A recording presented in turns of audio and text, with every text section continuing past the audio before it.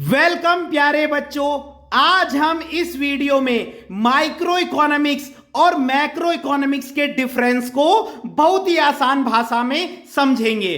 तो micro economics को हिंदी में व्यष्टि अर्थशास्त्र या सूक्ष्म अर्थशास्त्र भी कहा जाता है। किसे? माइक्रो इकोनॉमिक्स को हिंदी में व्यष्टि अर्थशास्त्र या सूक्ष्म अर्थशास्त्र भी कहा जाता है और मैक्रो इकोनॉमिक्स को हिंदी में समष्टि अर्थशास्त्र या व्यापक अर्थशास्त्र भी कहा जाता है। तो माइक्रो के जो हिंदी नेम है वो है व्यष्टि अर्थशास्त्र और सूक्ष्म, ठीक है। और समष्टि अर्थशास्त्र का दूसरा नाम है व्यापक अर्थशास्त्र और इंग्लिश में इसको मैक्रो इकोनॉमिक्स कहते हैं, ठीक है।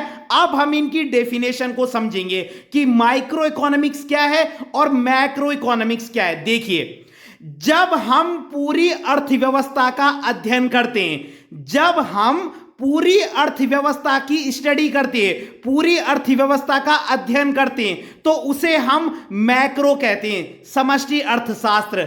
और जब हम अर्थव्यवस्था को टुकड़ों में बांटकर, जैसे अगर मैं नेशनल इनकम की बात करता हूं, नेशनल इनकम, तो वो किसका पार्ट होगी? वो मैक्रो का पार्ट होगी।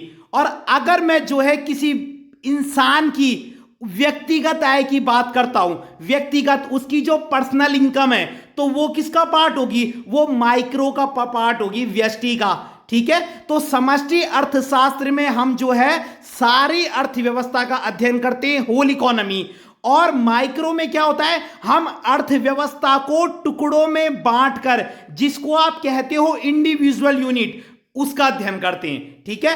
तो व्यष्टि अर्थशास्त्र और समष्टि अर्थशास्त्र का माइक्रो और मैक्रो इकोनॉमिक्स का जो पहला डिफरेंस है वो है कि हम जो है माइक्रो में क्या करते हैं, हम अर्थव्यवस्था को टुकड़ों में बांटकर अध्ययन करते हैं या व्यक्तिगत इकाइयों का अध्ययन करते हैं, और समष्टि अर्थशास्त्र में हम सामूहिक इकाइयों का अध्ययन करते हैं, ग्रुप ऑफ यूनिट्स, और व्यष्टि अर्थशास्त्र में इंडिविजुअल यूनिट्स, ठीक है। तो व्यष्टि अर्थशास्त्र में व्यक्तिगत इकाइयों का अध्ययन किया जाता है, जैसे मैंने क्या एग्जांपल दिया, व्यक्तिगत आय, किसी इंसान की पर्सनल इनकम। और अगर मैं बात करूंगा नेशनल इनकम की, तो नेशनल इनकम किसका पार्ट होगी? मैक्रो का पार्ट होगी, ठीक है।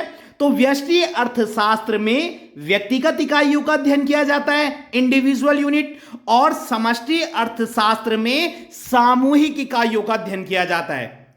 दूसरा डिफरेंस है, व्यष्टि अर्थशास्त्र में संपूर्ण अर्थव्यवस्था का अध्ययन नहीं किया जाता, इसमें अर्थव्यवस्था को टुकड़ों में बांटकर अध्ययन किया जाता है। और समष्टि अर्थशास्त्र में संपूर्ण अर्थव्यवस्था का अध्ययन किया जाता है।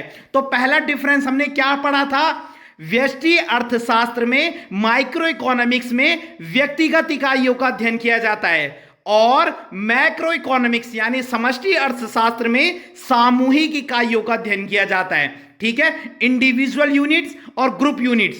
उसके बाद जो सेकंड डिफरेंस है, व्यष्टि अर्थशास्त्र में यानी माइक्रो इकोनॉमिक्स में अर्थव्यवस्था को टुकड़ों में बांटकर उसका अध्ययन किया जाता है, और मैक्रो में क्या होता है, समष्टि अर्थशास्त्र में क्या होता है, पूरी अर्थव्यवस्था का अध्ययन किया जाता है।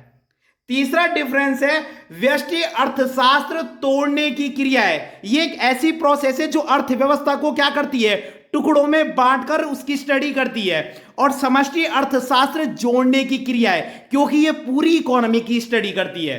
फोर्थ डिफरेंस है, व्यष्टि अर्थशास्त्र की जो प्रकृति है, इसका जो नेचर है वो बहुत सरल है, और समष्टि अर्थशास्त्र की प्रकृति कठिन होती है, क्योंकि अगर किसी व्यक्ति की पर्सनल इनकम निकालना है तो जाहिर सी बात है वो इजी होगा किसके कंपैरिजन में, नेशनल इनकम निकालने के, क्योंकि नेशनल इनकम में तो क्या होता है, पूरी राष्ट्र की इनकम जुड़ती है।